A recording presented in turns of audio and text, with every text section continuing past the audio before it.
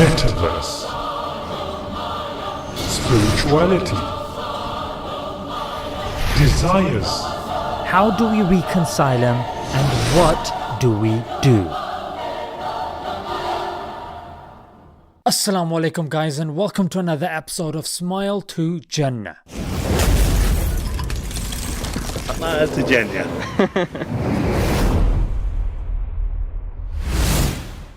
The Metaverse, as we know it today, is in its early stages. It shows our avatars as basic cartoons and is still quite limited. But 50 years from now, our avatars will be very lifelike. You'll put on your headset to go to work, attend talks at the local mosque, or even have illicit relations. What?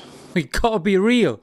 Technology does make the haram more accessible. It can be argued it makes the halal more accessible, but thanks to Mr. Shaitan, the haram has more of an allure to it. Schools will use it, jobs will use it, and just like smartphones, they'll become unavoidable. As human beings, we already have headsets and goggles which provide a simulation of various desires. And these are like a layer or a dream or a matrix, whatever you want to call it, that prevent us from seeing the reality, which is the divine. And now with virtual reality, there's going to be yet another layer, which makes it even harder to see the divine. Think of it like a dream within a dream. And as is the innate disposition of any human being, Justin Barrett of Oxford conducted a research that said that we are innately inclined to believing in a God. So naturally we're going to ask questions like,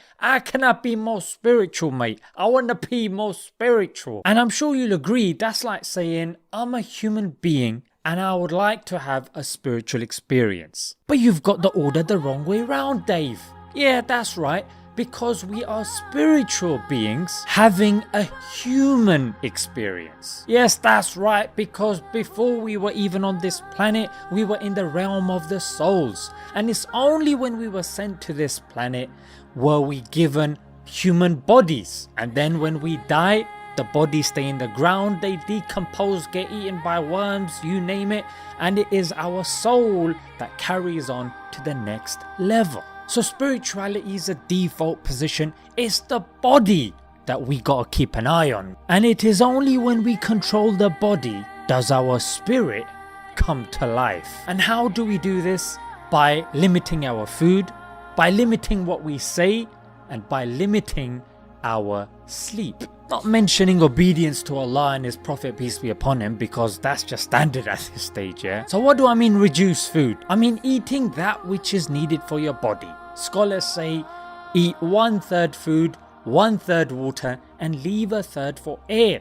Yeah, don't eat till it becomes painful, and don't overindulge your senses constantly. Well, how do we reduce speech? Well, not feeling the continuous need to speak with people and interact with them, such that sitting 5 minutes alone, let's face it, a lot of us get bored. And lastly, how do we reduce our sleep?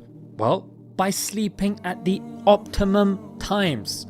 Yeah, you need to research this. There's an optimum time that you need to sleep, and that is between 9 to 12 a.m. That's very key time. Each hour is worth many hours. And if you sleep at the right time, mate, then you'll get up for Fajr, you'll get up for Tahajjud, you'll have more time for productivity and getting close to your Lord. So, all this talk of the Metaverse, what is our true experience? Well, the true experience comes from fasting, not eating, from staying awake, not sleeping, and silence and not speaking.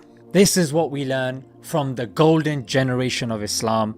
This is what the books are filled with, the scholars staying awake, abstaining from food and unnecessary speech. Now, I'm not saying that we go overboard with these things and starve ourselves and don't get enough sleep and start ignoring our family. Of course, I'm sure most of you guys knew what I was saying, yeah? These things are very important for us to connect back to our roots, especially at a time when technology is rising exponentially and drawing a wedge between us and our Creator. Let's leave it there, guys. Until next time, Assalamu alaikum.